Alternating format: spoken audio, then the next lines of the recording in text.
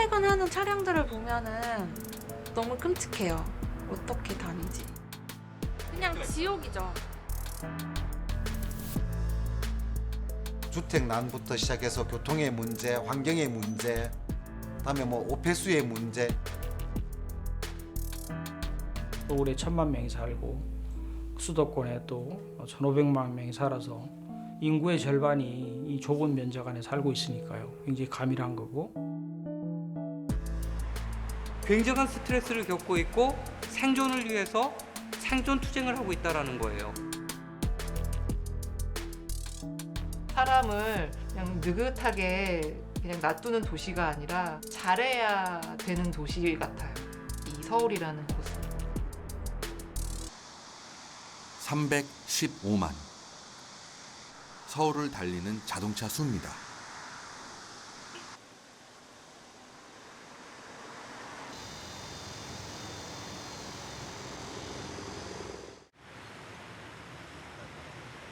이 도시를 자동차가 점령하고 있죠.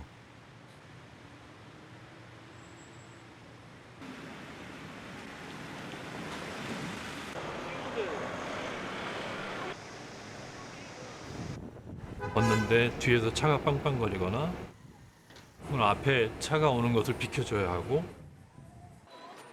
피해서 걷는 일, 그런 일들이 쉽지 않죠.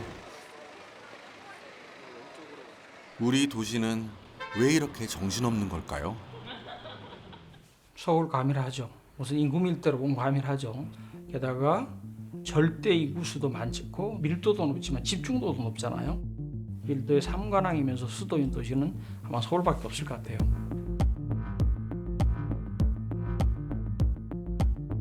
빽빽합니다. 무질서하면서도 질서가 있어 보이죠. 마치 서울처럼 더 비집고 들어갈 틈이 보이지 않습니다.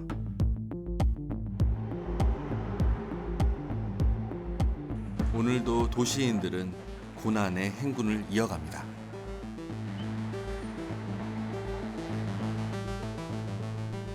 지금으로부터 300여 년 전 서울은 1층 도시였죠. 조선시대의 한양은 단층 집들이었죠. 그러다 보니까 밀도가 낮아서 그 밀도를 구현하는 방식이 어떻게 보면 건물과 건물이 떨어지는 방식, 이런 식으로 유럽과는 다른 방식으로 했던 거죠. 한양처럼 도시를 구성하고 있는 거의 모든 건물들이 단층 건물인 도시가 그러면 흔하냐? 그건 아니라는 거죠. 일단 유럽은 중세 때부터 건축을 굉장히 고층으로 지었던 역사가 있고요. 역사적인 관점으로 봤을 때도 그 한반도에 있었던 도시들은 총량적으로는 다 저밀도 도시였던 거죠.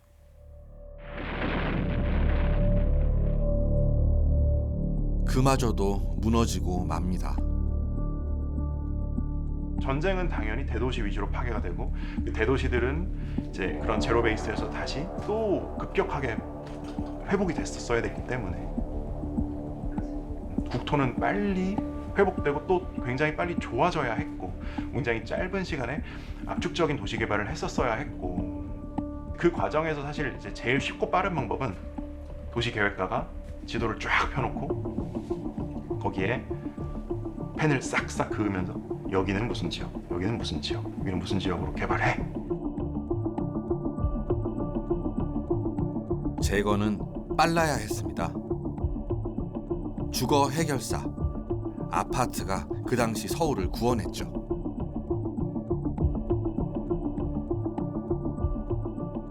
짓고 짓고 또 짓고.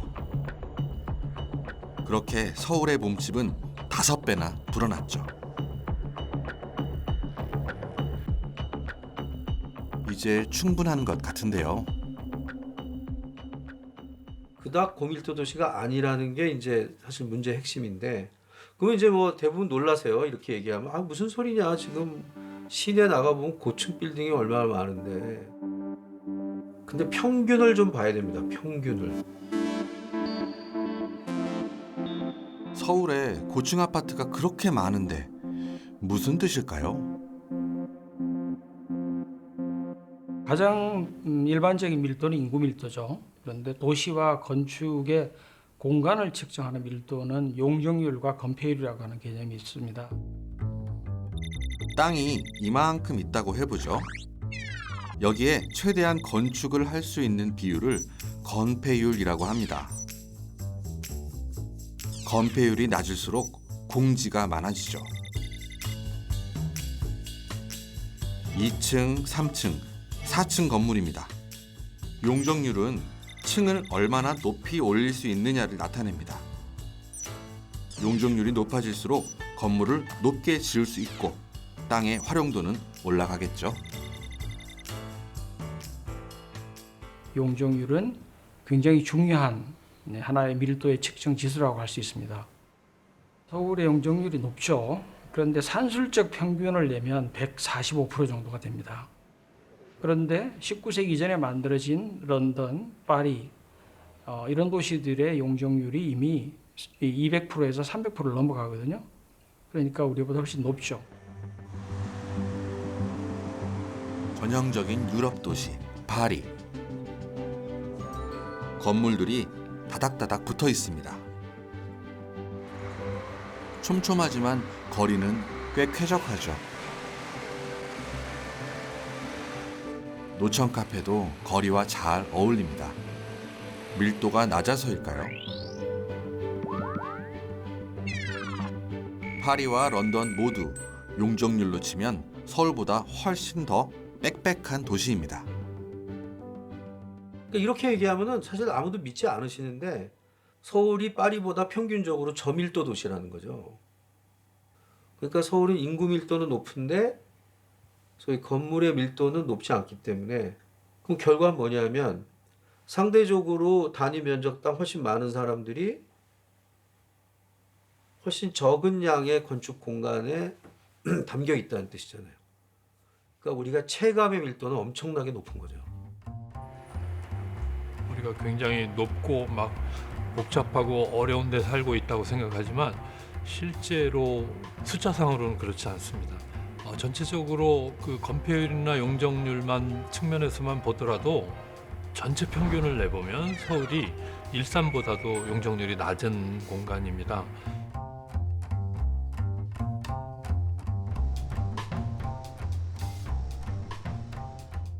그러니까 이거를 들여다보다 보면 우리의 상식과 편견을 어쩔 수 없이 수정해야 되는 그런 경우에 많이 직면하게 돼요. 가장 도시적인 주거 형태. 아파트는 도시의 밀도를 높여준다고 우리는 믿어왔죠. 도시가 밀도를 만드는 방법은 두 가지가 있습니다. 먼저 고층 건물, 아파트라고 하죠. 일조와 채광을 확보하려면 건물 사이가 띄엄띄엄 벌어져야 합니다. 이번엔 저층 건물, 다세대 주택을 들여다보겠습니다. 고층 건물에 비해 간격이 좁아진 만큼 더 많은 건물이 자리하게 되죠. 그래서 결론은 같습니다. 같은 밀도라 하더라도 높이가 낮으면서 고미를 성취할 수도 있고 아주 높여서 고미를 할 수도 있죠. 아파트는 이제 단지화가 되다 보니까 고층화되다 보니까 아파트의 평균의 건폐율은 30% 미만이에요. 반면에 이제 우리 주택가에서 보이는 집들은 대체적으로 60%를 꽉꽉 채우죠. 그러니까 옆집과의 거리를 좀 떼고 1m씩 떼고 그다음에 아주 필요한 공지를 넣고 하다 보면은 거의 꽉 채워지죠.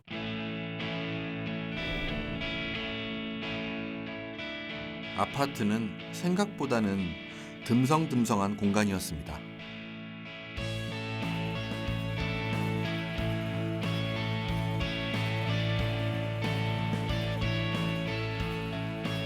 서울에 필지가 130만 개가 있습니다.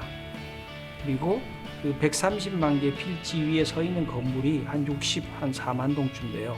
전체 연면적에다가 필지 면적으로 나누니까 145%가 되고 그것을 건폐율을 한 50%, 60%로 산정해 보면 대략 2.9층 정도가 나오죠. 어느 도시의 평균 용적률이 200%, 평균 건폐율을 50%라고 가정해보죠.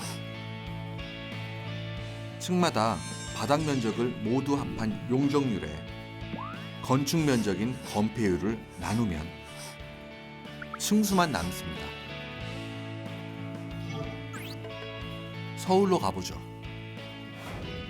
서울의 평균 용적률 145%에 평균 건폐율 50%를 대입해보면 서울의 평균 층수는 2.9층이 됩니다.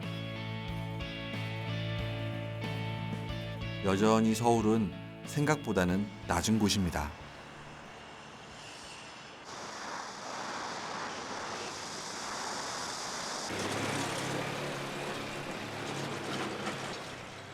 어딘가 서울에 숨어있는 밀도가 있는 것 같습니다.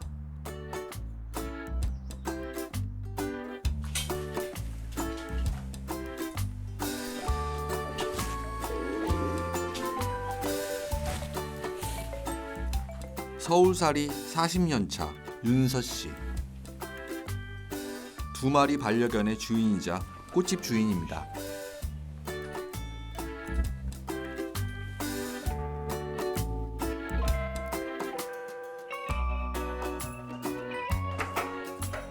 주말은 좀 쉬고 싶지만 그날 말고는 시간이 없죠. 일단은 물을 준비를 하고 그 다음에 가서 이제 또 지칠 테니까 먹을 간식 같은 거 챙겨서 가고요. 휴식을 위한 돗자리 챙기고 이런저런 반려동물 용품까지 다 챙기다 보면 준비하는데 또 1시간 이렇게 되는 것 같아요.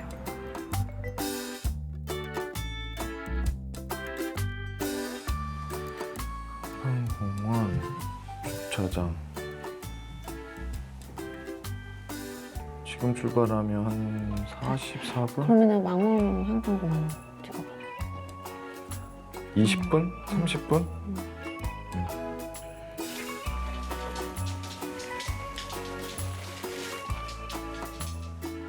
자식 같은 반려견을 생각하면 주말 공원을 피할 수는 없죠. 먼저 가? 다른 옵션이 없어. 약 300m 앞 알고도 갑니다.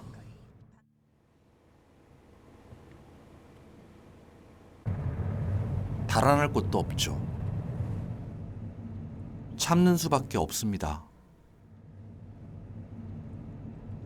꼭 이렇게까지 해서 와야 되나 싶기도 하고요.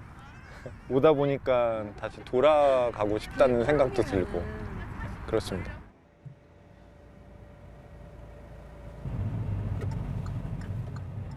드디어 진입했습니다. 주차장도 만차 아니야? 그거 만차잖아 이게. 자리 있어. 아니 만차라고 돼 있는데? 들어가 보지 뭐. 이거는 가는 것 자체가 일이다 보니까 차에 타는 시간과 그런 시간 대비해서 만족감이 많이 떨어지죠. 가는 것 자체가 굉장히 서로가 전쟁이죠.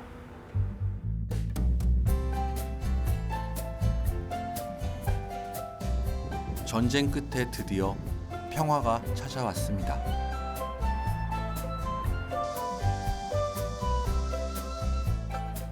풀잎 예쁘게 폈다. 이쪽 가자. 이쪽이 길이 좋아. 이 친구는 생김새가 좀 독특하게 생겼네. 냄새 나고. 빨리 먹자. 이거 먹어 빨리. 빨리 먹어.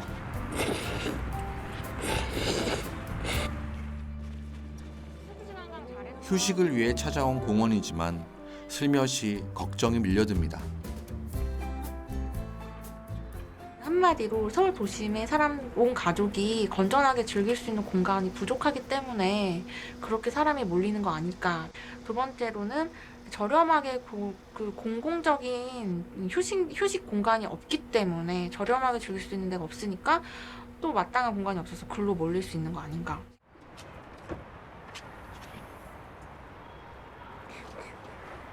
그거 들 거야? 이제 들어가서 줘야 될 시간이.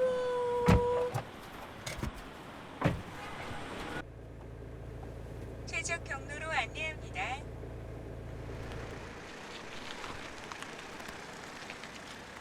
최적 경로. 그래도 1시간은 넘겠죠. 졸음도 몰아가면서요. 이거 언제 가냐. 1시간 반? 이 정도 걸린 것 같습니다. 이거는 쉬러 가는 게 아니라 뭐 또 일하러 가는 것 같기도 하고.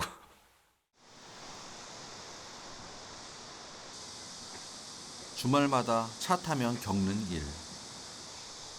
공원마다 사람이 이렇게 몰리는 건 다 녹지가 부족해서 그런 거 아닐까요?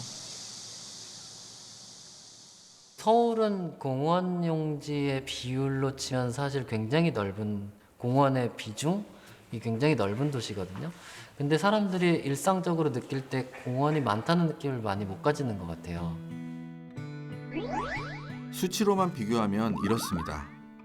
서울의 1인당 공원 면적은 16.2제곱미터. 도쿄에 비해서는 4배가량 많고 뉴욕이나 파리에 견주어 봐도 큰 편입니다.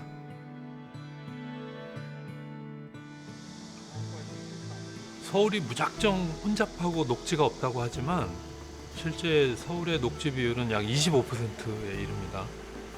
세계 어느 도시와도 견줘도 손색이 없는 정도이죠. 런던이 녹지 비율이 한 10% 정도 되거든요. 근데 물론 우리나라의 녹지라는 것이 이렇게 북한산이나 관악산 같은데 이렇게 산지에 몰려 있어서 그게 이렇게 도심에 있지 않기 때문에 생기는 문제도 있지만 여전히 굉장히 높은 수치입니다. 한강도 녹지로 보면 그 비율이 한 33%에 이릅니다. 시내 어디에서나 고개만 들면 산이 보입니다. 녹지율은 세계적인 수준인데 도심에 공터가 생길 때마다 공원부터 세우자고 하죠.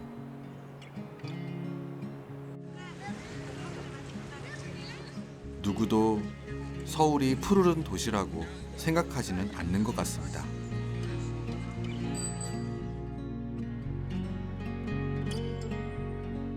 왜 우리는 공원이 적다고 느낄까요?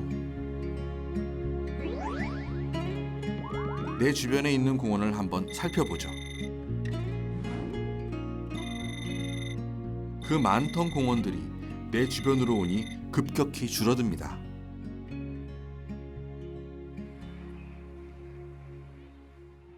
서울 같은 경우는 지역 간의 불균형이 좀 심한 편입니다. 큰 대규모의 공원이 있다고 하더라도 거기를 접근하기가 어렵다거나 근처에 가까이 접근할 수 있는 자연공원이라든가 공원이 있을 수 있지만 이 접근성 때문에 사람들이 느끼는 체감형 녹지는 이제 그렇게 해석이 될 수 있다고 생각이 들거든요. 공원이 크긴 큰데 아주 멀었던 거죠. 주거는 주거, 상업은 상업, 녹지는 녹지. 서로 멀어질 수밖에 없었던 이유가 있습니다. 그러니까 계획가가 색칠을 하는 겁니다.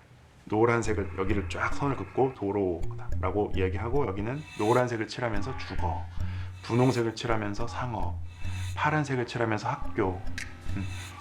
도시는 그렇게 될 수 없는 건데 거기에 한 칸에 한 가지 색깔만 칠해집니다.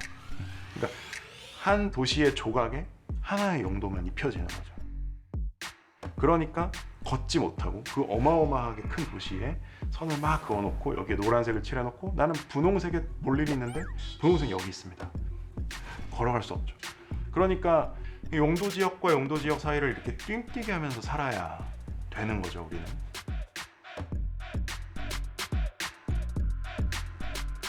좀 섞여 있었다면 좋았을 텐데요.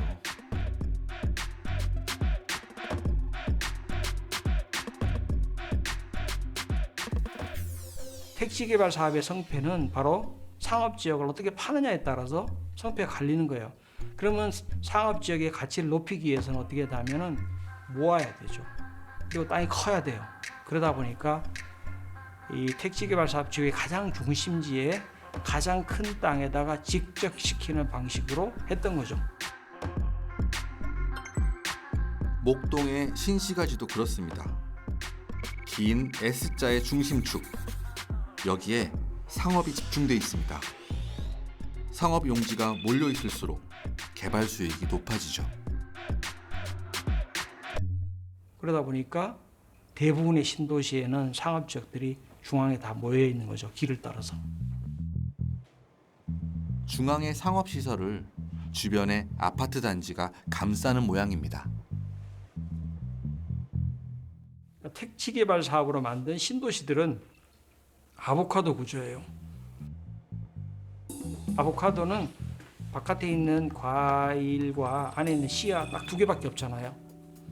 주거 지역이 밖에서 에워싸고 있고 중앙에 딱 상업 지역만 있는 거죠.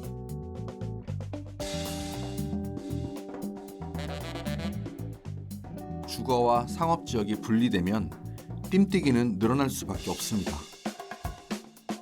우리는 도시를 떠돌아 다녀야 하죠.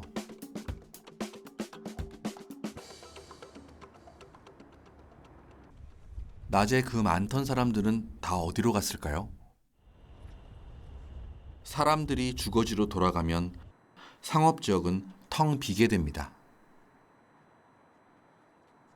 도시 전체를 여기는 상업지역, 여기는 주거지역, 여기는 학교, 여기는 업무지역 이렇게 뭐 퍼즐이나 뭐 이렇게 피자 조각 자르듯이 이렇게 구분을 해서 그곳에는 그 용도만, 이곳에는 이 용도만 짓고 개발할 수 있게끔 유도해왔던 그런 것들이 켜켜이 쌓이다 보니까 우리는 주거 영역은 주거만 있어야 되는데 라는 생각이 오히려 강해지는 거죠.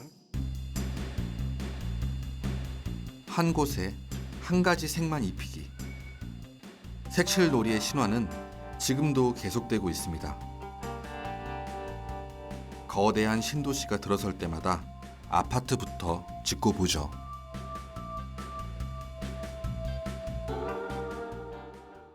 저는 요리를 굉장히 좋아하는데 요리를 하다가 마늘이 없어요. 그러면 첫째, 옆집에서 빌려오면 제일 좋겠죠. 둘째, 총총총 내려가서 자주 가는 채소 가게에서 마늘만 좀 사오면 될 일입니다. 근데 저는 마늘이 없으면 요리를 포기하죠. 그날은 그냥 라면을 먹습니다. 왜냐하면 마늘을 사러 마트를 가야 되거든요.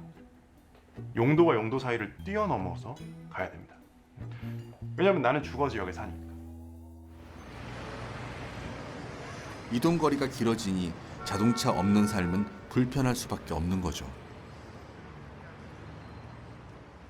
기반 시설을 정부에서 다 확보하기는 어려웠던 시기가 있었던 것 같아요. 그런 시기에 사실 사업 시행자가 대규모 아파트 단지를 건설을 하게 되면 주민 공동시설, 뭐 경로당이나 어린이집 이런 것들이 사실 아파트 단지 내에 다 시설이 입지하고 그리고 근린생활시설도 입지하고 하다 보니까 정부에서는 비용을 들이지 않고 손쉽게 사회 기반 시설을 닦는 하나의 방법으로 작용이 돼서 이런 것들이 계속 반복되다가 고착되지 않았나 생각합니다.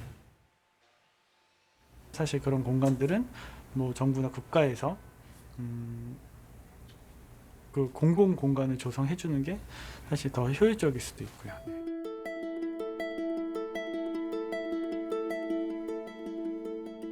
집 근처 공원을 단지 안의 공원이 대체하고 있죠.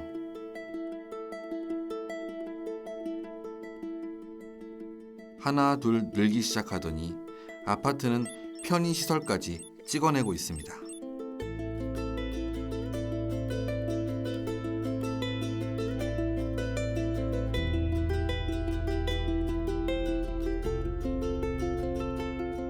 벽이 에워싸고 있는 그들만의 아주 작은 도시처럼 돼버렸죠.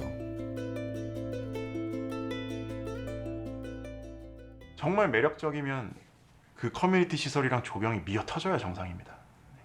그런데 그렇지 않거든요. 항상 어느 정도의 여유가 있는 정도로 이게 활용이 되고 있다라는 점이 그런 걸 반증한다고 보고요.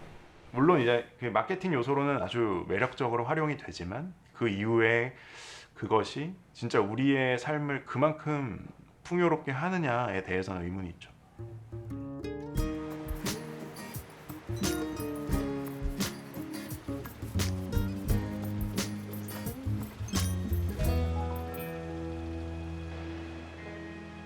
도시의 즐거움은 울타리 안에 있지 않습니다.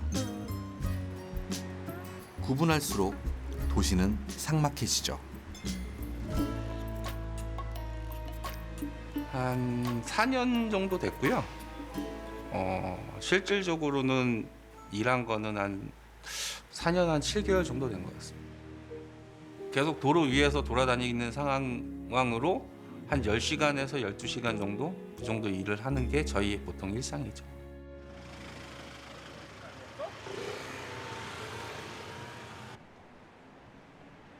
안 가는 곳이 없는 도시의 배달원에게 단지화된 아파트는 갈 수 없는 도시의 길입니다. 고층일수록 단지가 클수록 그 성은 더 공고하죠.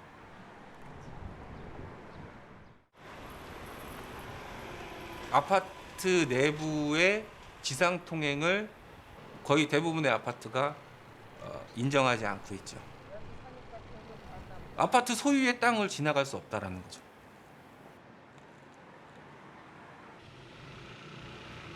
개방된 곳은 지하 세계입니다. 바닥에 우레탄 시공들이 다 돼 있어요. 바닥에 맨질맨질하게 유리처럼 그렇게 우레탄 시공들을 다 해놓으셨는데 빙판 위를 다니는 거랑 똑같다고 생각하시면 됩니다.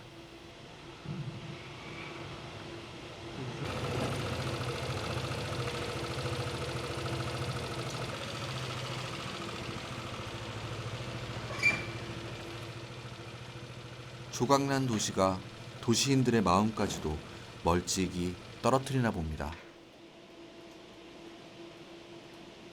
우리나라에서 그렇게 배달이 성공한 이유는 우리 건물에서 이렇게 1층 내려가서 바로 뭐 한 1, 20m만 걸으면 내가 되게 좋아하는 레스토랑이 있을 수 없는 구조이기 때문인 거죠.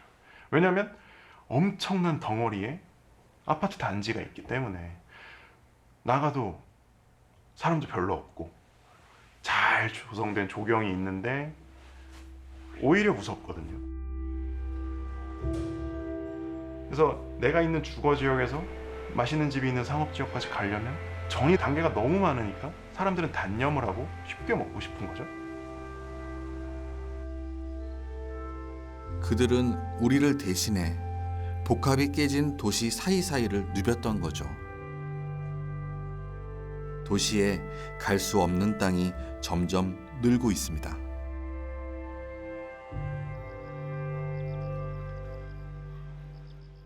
도시에 이렇게 큰 섬들이 뻥뻥뻥뻥 계속 생기고 있다. 전에는 공공 영역으로 열려있던 수많은 가로들이 그 영역성으로 인해서 딱 차폐가 돼버리는 거죠. 그러면서 도시의 구조가 굉장히 많이 망가집니다. 원래 갈 수 있던 곳을 못 가게 된 거고 그런 도시의 공공 영역을 이용할 수 있는 자유를 박탈당한 거라고도 이야기할 수 있는 거거든요. 물리적으로 담장이 있기도 하지만 그 다양한 사회 구성원들이 서로 섞일래야 섞일 수가 없는 거죠.